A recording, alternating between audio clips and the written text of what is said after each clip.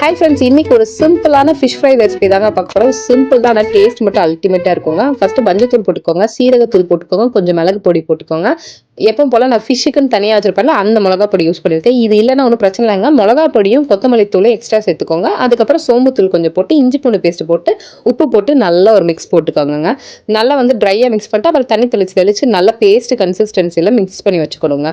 இந்த மீன் குழம்பு பொடி ரெசிபி சீக்கிரமாகவே அப்லோட் பண்ணுறேன். கொஞ்சமான குவான்டிட்டியில் செஞ்சு அப்லோட் பண்ணேன். ஏன்னா நல்லா பல்காக செஞ்சு இதை எப்பவுமே ஸ்டோர் பண்ணியிருப்போம். இதை தான் நாங்கள் புளிக்குழம்பு, வத்த குழம்பு, இதில் நிறைய டிஷ்ஷஸ் செய்வோங்க. ஸோ சீக்கிரமாக இந்த பொடியை நான் அப்லோட் பண்ணுறேன். இதை நல்லா வந்து இப்போ இந்த மீனை வந்து நல்லா மாலிஷ் பண்ணிக்கோங்க. நல்லா வந்துட்டு அந்த மசாலா உள்ளே இறங்குற அளவு நல்லா வச்சு தேய்க்கணும். கொஞ்சம் தண்ணி தெளிச்சு கூட நீங்கள் வந்துட்டு அதை நல்லா வந்து ஃபுல்லாக பரட்டி வச்சுக்கோங்க. அதில் கொஞ்சம் லாஸ்ட்டாக கருவேப்பிலை போட்டு ஹாஃப் அன் ஹவர்ட்ட ஊற விட்டுருங்க.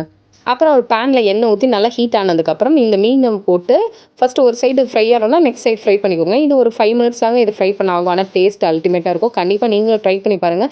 இந்த மாதிரி சிம்பிளான நான்வெஜ் ரெசிபிக்கு நம்ம சேனல் மறக்காமல் சப்ஸ்கிரைப் பண்ணிக்கிட்டிங்கன்னா எனக்கும் ஹெல்ப்பாக இருக்கும். நெக்ஸ்ட் இந்த மாதிரி நிறைய இன்ட்ரெஸ்டிங் வீடியோ வந்துக்கிட்டே இருக்குங்க. அன்னைக்கு வந்து மீன் குழம்போட இந்த ஃபிஷ் ஃப்ரை வச்சு செமையாக செஞ்சாச்சு.